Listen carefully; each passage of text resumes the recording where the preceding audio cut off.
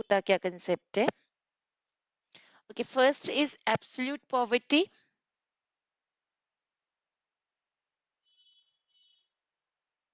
second one is basically relative poverty.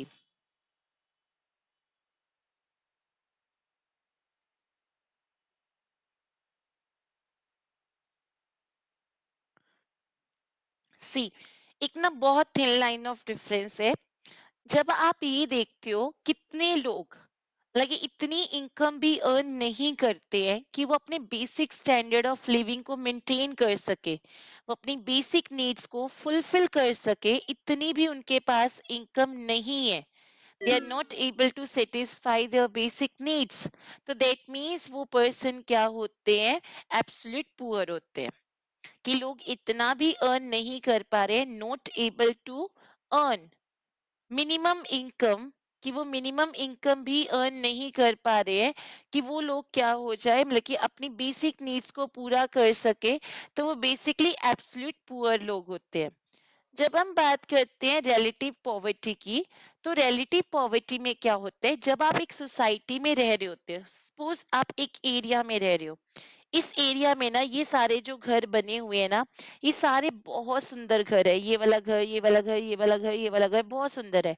लेकिन ये एक घर बीच में ऐसा है जो इन सारे घर जैसे स्टैंडर्ड इनका नहीं है, मतलब इनका जो मेंटेनेंस है वो इतनी अच्छी नहीं है। तो हम क्या कहेंगे, ये सारी सोसाइटी में सारे लोग अमीर है, सिर्फ ये कंपैरेटिवली थोड़ा सा पर्सन क्या है, गरीब है। मतलब जब आप एक सोसाइटी से बिलोंग करते हो और उस सोसाइटी के स्टैंडर्ड को आप पूरा नहीं कर पाते हो, तो उस टाइम पे आपको रिलेटिव पुअर कहा जाता है। यानी इसमें एक तरह से कंपेयर किया जाता है आपको। जैसे अगर सपोज करो एक पर्सन है, अगर हम बात करते हैं यहाँ पे एक सोसाइटी में पर्सन रह रहे, सपोज एक पर्सन का घर ना बिहार में है, उस हिसाब से तो वो एक रिच पर्सन है। लेकिन अगर वो सेम घर वो अपना दिल्ली साइड पे, बॉम्बे साइड पे ले आता है, बल्कि उसके उतना ही घर का साइज वो या फिर वैसा ही वो मेंटेनेंस करने की कोशिश करे, तो बॉम्बे जैसे एरिया जहाँ पे बड़ी बड़ी बिल्डिंग्स है, तो उन्हें लगेगा कि ये पर्सन का तो छोटा सा घर है, ये इतना अमीर नहीं है। तो मतलब अगर कोई पर्सन अपनी सोसाइटी, जिस सोसाइटी में वो बिलोंग करते हैं, उसके स्टैंडर्ड्स को फुलफिल नहीं कर पा रहे, तो वो रिलेटिव पुअर है। और इसमें हमेशा क्या होता है, कंपैरिजन होता है, comparison to the society, to the standard of the society जिससे आप क्या करते हो, बिलोंग करते हो। अब यहाँ पे देखो एब्सोल्यूट पॉवर्टी, यहाँ पे तो बेसिक नीड्स को देखना है। अब यहाँ पे क्या है, जैसे मैंने बोल दिया, इंडिया में ना 816 रुपए बोले कि अगर एक पर्सन 816 रुपए पर मंथ और पर पर्सन की बात हो रही है, वो खर्च नहीं कर पा रहा है इन द रूरल एरिया, तो वो पर्सन क्या है, एक पुअर पर्सन है। अब ये 816 रुपए तो वो बेसिकली हमने अंडर डेवलप कंट्री के हिसाब से सोचा। ये एब्सोल्यूट पॉवर्टी हर तरह के कंट्री में एग्जिस्ट नहीं करती है, क्योंकि ये जरूरी नहीं होता है कि हर पर्सन की इनकम इतनी कम हो कि वो अपनी बेसिक नीड्स को पूरा ना कर सके।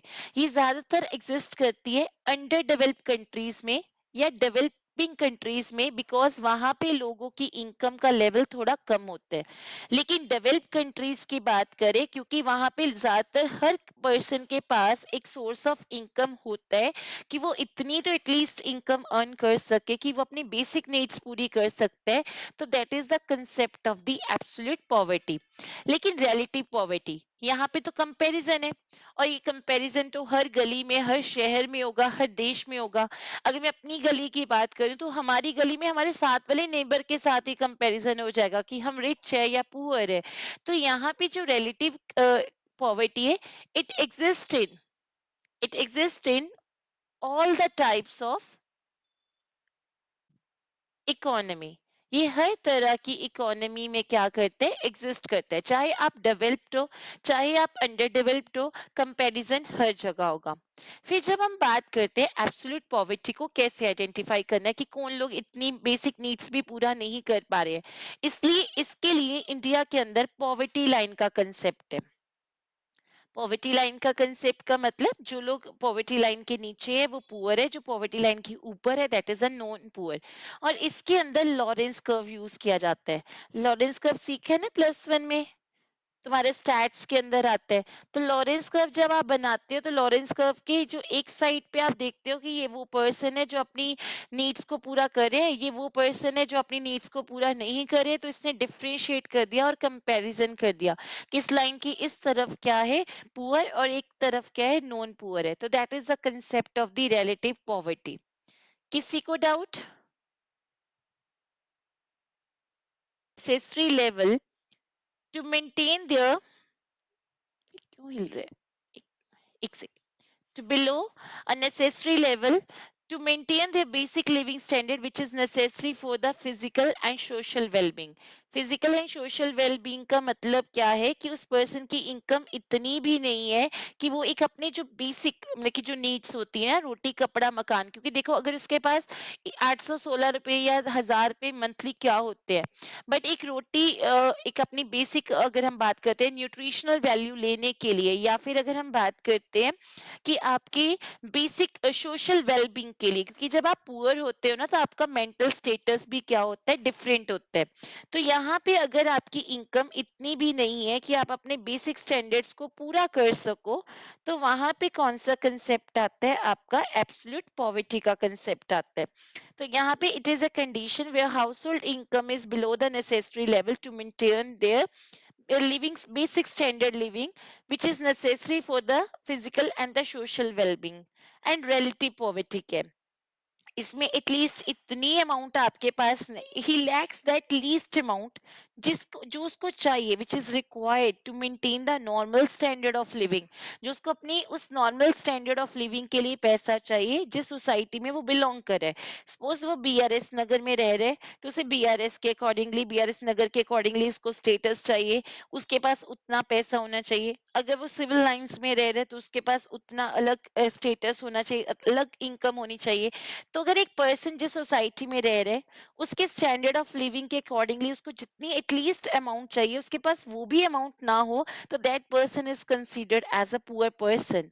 एंड इन इंडिया अगर हम बात करें, रिलेटिव पॉवर्टी को कैलकुलेट किया जाता है with the concept of the poverty line, लेकिन एब्सोल्यूट पॉवर्टी को कंसीडर किया जाता है with the help of the poverty line, लेकिन रिलेटिव पॉवर्टी को किया जाता है with the help of the Lawrence curve. ये ज्यादातर जो एब्सोल्यूट पॉवर्टी है ये एग्जिस्ट करता है लेस डेवलप कंट्रीज में, और रिलेटिव पॉवर्टी जो है वो हर तरह की कंट्री में एग्जिस्ट करता है, क्योंकि इनइक्वालिटीज तो हर जगह होगी, रिच एंड पुअर का गैप हर जगह होगा। तो यहाँ पे क्या कहा जाता है एब्सोल्यूट पॉवर्टी में, when income of house hold is below the poverty line, then उस पर्सन और उस फैमिली को क्या कहा जाता है, पुअर कहा जाता है। एंड रिलेटिव पॉवर्टी में क्या होता है कि अगर आपकी बेसिकली इकोनॉमिक स्टेटस उतना नहीं है जिस सोसाइटी से आप बिलोंग कर रहे हो, तो आपको क्या कहा जाता है, पुअर कहा जाता है। तो ये शो करता है कि आपका economic status as compare to others in that society क्या है। और अगर आपका स्टेटस उतना नहीं है तो then you are considered as a poor person.